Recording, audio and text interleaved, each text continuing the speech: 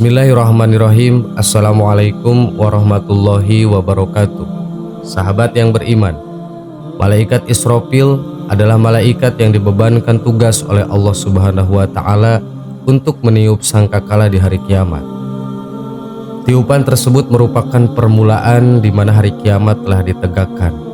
Seluruh alam semesta dihancurkan dan semua makhluk dibinasakan. Ya, hari kiamat adalah pintu untuk membuka alam akhirat. Seperti yang telah disebutkan sebelumnya, malaikat yang bertugas meniup sangkakala adalah Israfil, tidak pernah muncul dalam Al-Quran.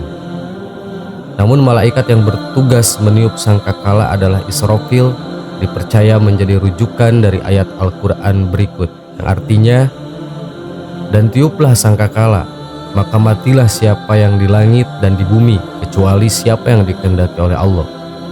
Kemudian ditiup sangkakala itu sekali lagi, maka tiba-tiba mereka berdiri menunggu putusannya masing-masing. Al-Quran Surat Az-Zumar ayat 68. Dalam salah satu riwayat dijelaskan bahwa malaikat Israfil meletakkan sangkakala itu di atas pinggang kanannya, sedangkan tempat ditiupnya kepala sangkakala berapa tepat di depan mulutnya. Semakin tua umur dunia, maka semakin dekat mulut malaikat Israfil ke kepala sangkakala itu. Setiap waktu dia terus menanti kapan Allah akan memberikan perintah kepadanya. Ada 3 tahapan di mana malaikat Israfil akan diperintahkan untuk meniup sangkakalanya, sebagaimana berikut ini. 1. Nafqatul faz atau tiupan mengejutkan. Adapun mengenai gambaran tiupan pertama ini, maka dalam Al-Quran sendiri sudah banyak menjelaskan seperti pada firman Allah Subhanahu wa Ta'ala berikut ini, yang artinya, "Ingatlah pada hari ketika kamu melihat kegoncangan itu, lalailah semua wanita yang menyusui anaknya dari anak yang disusuinya, dan gugurlah kandungan segala wanita yang hamil. Dan kamu lihat manusia dalam keadaan mabuk, padahal sebenarnya mereka tidak mabuk, akan tetapi azab Allah itu sangat keras." Quran Surat Al-Hajj ayat 2. Apabila matahari digulung, dan apabila bintang-bintang berjatuhan, dan apabila gunung-gunung dihancurkan, dan apabila unta-unta yang bunting ditinggalkan atau tidak diperdulikan, dan apabila binatang-binatang liar dikumpulkan, dan apabila lautan dijadikan meluap, dan apabila ruh-ruh dipertemukan dengan tubuhnya. Quran Surat At-Takwir ayat 1-7. Pada hari ketika langit benar-benar bergoncang dan gunung-gunung benar-benar berjalan. Quran Surat At-Tur ayat 9-10. Dan ingatlah hari ketika ditiup sangkakala, maka terkejutlah segala yang di langit dan segala yang di bumi, kecuali siapa yang dikehendaki oleh Allah, dan semua mereka datang menghadapnya dengan merendahkan diri. Quran Surat An-Naml ayat 87. Demikian gambaran dalam Al-Quran tentang dahsyatnya peristiwa hari kiamat. Semua hancur dan binasa karena kejutan dahsyat tiupan pertama. Yang tersisa hidup hanyalah hamba-hamba Allah yang dikehendakinya. Dalam kitab tafsir Jalalain mengenai penafsiran surat An-Naml ayat 87, kitab Durratun Nasihin bab Bayanus Sa'ah, dan kitab Daqaiqul Akbar bab 21, dijelaskan mengenai penafsiran hamba-hamba yang masih hidup tersebut, yang diantaranya adalah para syuhada, karena mereka masih hidup di sisi Allah Subhanahu wa Ta'ala, malaikat Jibril, malaikat Mikail, malaikat Israfil, malaikat Ijrail, 8 golongan malaikat Hamlatul Arsy, dan iblis. 2. Nafqatus syak atau tiupan membinasakan. Setelah tiupan pertama, kemudian Allah Subhanahu wa Ta'ala akan memerintahkan malaikat Israfil untuk meniup sangkakala untuk yang kedua kalinya, yaitu tiupan membinasakan atau nafqatus syak. Tiupan ini merupakan pertanda bahwa semua makhluk akan binasa tanpa terkecuali, hanya Dia yang maha hidup, sebagaimana dalam firman-Nya, "Dan ditiuplah sangkakala, maka matilah siapa yang di langit dan di bumi, kecuali siapa yang dikehendaki oleh Allah." Surat Az-Zumar ayat 68.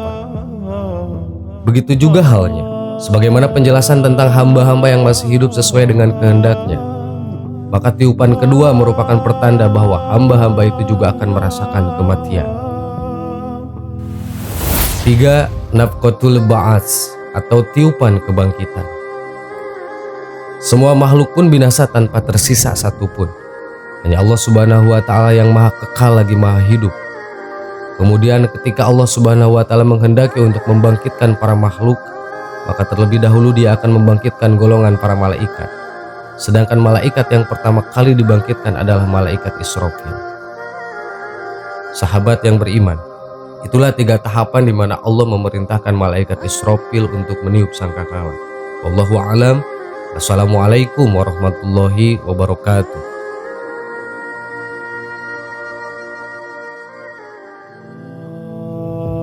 Bismillahirrahmanirrahim. Assalamualaikum warahmatullahi wabarakatuh. Sahabat yang beriman, berjudi menurut Islam masuk kategori dosa besar dan pelaku dosa besar akan mendapat tempat di neraka jahanam.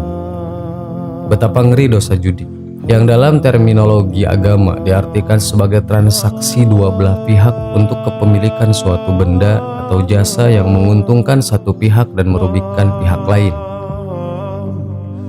Dalam Al-Quran disebutkan maisir atau permainan yang di dalamnya mengandung taruhan atau ada untung rugi adalah haram dan termasuk judi. Segala bentuk permainan yang di dalamnya dipersyaratkan jika salah seorang pemain menang dan mengambil keuntungan dari pemain yang kalah atau sebaliknya, maka termasuk judi yang diharamkan. Penting diketahui, judi bahkan digandengkan dengan khamar, berkurban untuk berhala dan mengundi nasib. Allah Subhanahu wa Ta'ala berfirman dalam Quran surat Al-Maidah ayat 90 yang artinya, hai orang-orang yang beriman, sesungguhnya meminum khamar, berjudi, berkorban untuk berhala, mengundi nasib dengan panah adalah termasuk perbuatan syaitan. Maka jauhilah perbuatan-perbuatan itu agar kamu mendapat keberuntungan. Judi atau khimar dengan khamar, al-ansab dan al-ajlam merupakan perkara-perkara yang tidak diragukan lagi keharamannya. Bukan hanya itu, judi juga disebut dengan rijsun atau najis. Allah terkadang menyebut berhala dengan rijsun, seperti dalam firman-Nya, "Fastanibu rijsa minal ausan." Maka jauhilah olehmu berhala-berhala yang najis itu. Quran surat Al-Hajj ayat 30.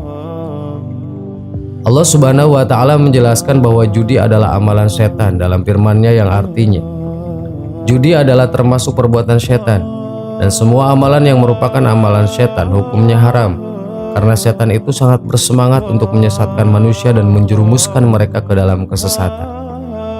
Allah Subhanahu wa Ta'ala telah memperingatkan bahwa setan musuh manusia dengan peringatan yang keras.